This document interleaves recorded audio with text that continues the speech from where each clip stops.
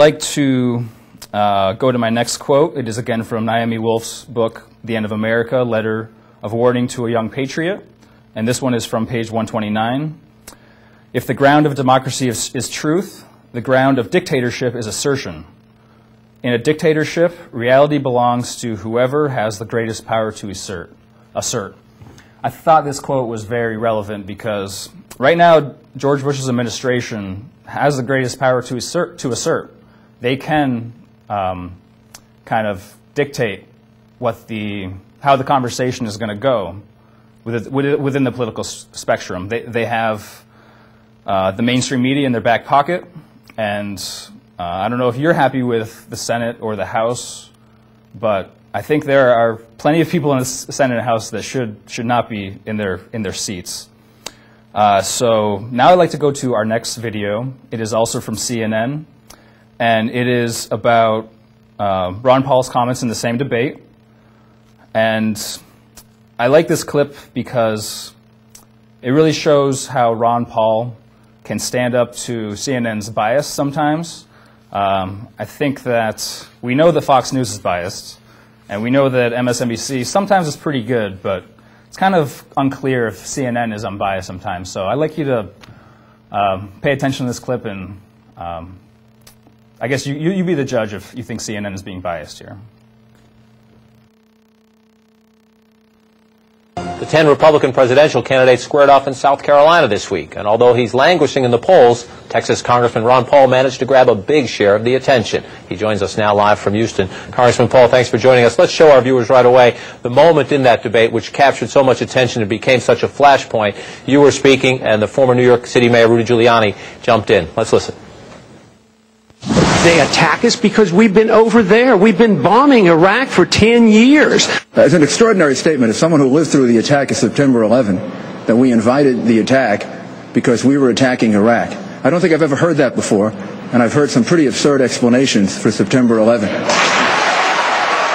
Now, Congressman Paul, the mayor asked you to withdraw that statement, and you did not. I want to walk through that. You firmly believe, sir, that because of U.S. military involvement in the Middle East, including the first Persian Gulf War, that we invited, would that be the word you would use? We invited the 9/11 attacks? Well, it's not so much like it's a subjective belief. It's just an evaluation of the facts. If you study the people who understand the Middle East, like Michael Schur and others, and look at the 9/11 Commission report, that's the evidence they provide that was one of the excuses.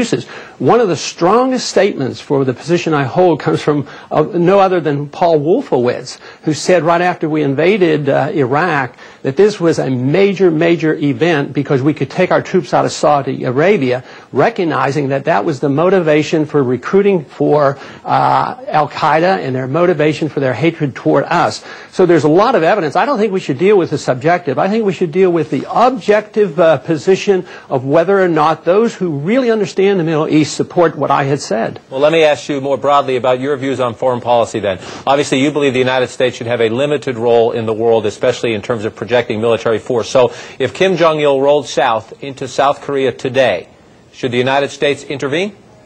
Well, it depends on what the Congress says. We certainly shouldn't do what we did in under the Truman administration. Go in under our UN resolution. You go to the Congress and find out if it's a threat to our national security.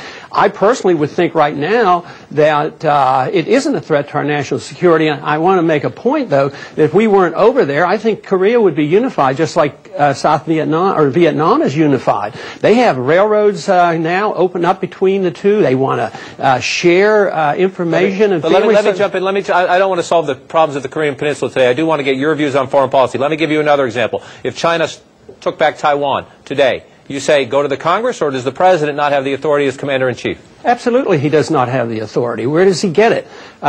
You can't go to war without congressional approval, and that's not a threat to our national security. That's something internal affairs. Why should we send hundreds of thousands of Americans to die in a civil war? I mean, are we over in Russia right now over Chechnya?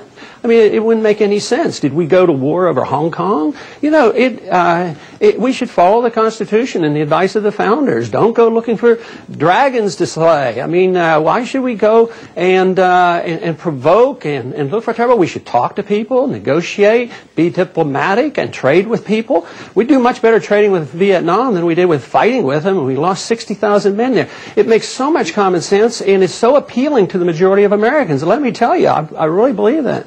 You have received some criticism. Some say you're the person who doesn't belong at a Republican debate. You were a past Libertarian candidate for president, of course. You have views that are out of what many would think of the mainstream, at least of today's Republican Party. I want to read you some of the criticism that came out after this last debate and ask you to respond to the politics of it. These are some comments made of your performance. Here's Roger Simon writing in the Politico. In terms of the presidency, nobody cares what Ron Paul says, perhaps not even Ron Paul. Gloria Borger writing in U.S. News and World Report.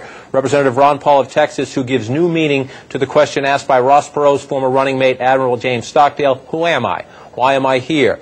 And in the Daily News of New York, an editorial, Ron Paul, whose performance Tuesday proved him the Sanjaya of the political arena.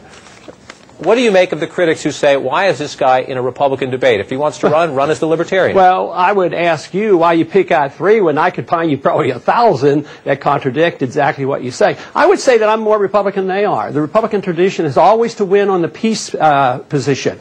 Democrats have always won or got us in the war. We got out of Korea with Eisenhower. We got out of Vietnam eventually with Nixon. We ran on a peace program in the year 2000. No world policeman. No nation building, humble foreign policy. Peace is a positive message, not a negative message. You don't win politically, you don't win. There's a strong tradition of non-intervention in the Republican Party. That is the American position. That is the constitutional position. That is the very strong advice for the founders. So when they attack me and say, silence Ron Paul, they're saying silence the Constitution, silence the advisors, the founders of the country, silence our platform, close down the big tent, make it very narrow, and as long as you agree with a foreign policy that is failing, then it's okay to be a Republican. I don't buy into that, and neither do the American people. Let me jump into what comes next. You're about 1% in the polls, and many say whether they agree or disagree with your views. There are many who say at some point you need to have fewer candidates on the stage for these debates to be meaningful. The chairman of the Michigan Republican Party says he's going to try to get you, and perhaps others, but you specifically, pushed out of future debates. He said of you, I think he would have felt much more comfortable on the stage with the Democrats in what he said last night. And I think he is a distraction in the Republican primary, does not represent the base of the party, does not represent the party. That's Saul Anozis, the chairman of the Republican Party in the state of Michigan, who says, among other things, he thinks you don't deserve a spot on the stage. Will you continue to be in the Republican debates? And at some point, forget your name for a second, forget your candidacy, at some point, should they be winnowed down to fewer candidates? Well, why do you pick that statement that has been discredited and removed? The chairman of the Michigan Party now has withdrawn that. He has given up on that. Why don't you let the people decide? Why do you want to eliminate democracy? Why stomp out the grassroots candidate and only reward those with $100 million that get money from the special interest? That's not very, very democratic. I support the Republican platform better than any other candidate I am convinced of. Take out the platform. They're for less government. They're for personal liberty. We ran on our program in 2000 for a humble foreign policy. How can anybody say I'm not Republican? I am the most conservative member of the Congress. I vote for the least amount of spending and the least amount of taxes. And they say I'm not Republican enough? I mean, why don't you challenge that side rather than challenging me and feed into the frenzy that say, get rid of the reporter, get rid of the person delivering the information rather than dealing with the information. Non-intervention is a real political victory. We cannot win as Republicans next year if we just continue to dig our heels in, send more men and women over there to die on a policy that has failed. That is the issue. Republicans are scared to death to face up to the truth, and my job is to make them face up to it and show them that the majority of Americans are with me, not with the current foreign policy that we're following. Congressman Ron Paul of Texas, Republican candidate for president, low in the polls, but certainly shaking and stirring things up in the Republican race. Congressman, thanks for joining us today on Late Edition. And up next... So I think that clip is probably my favorite clip.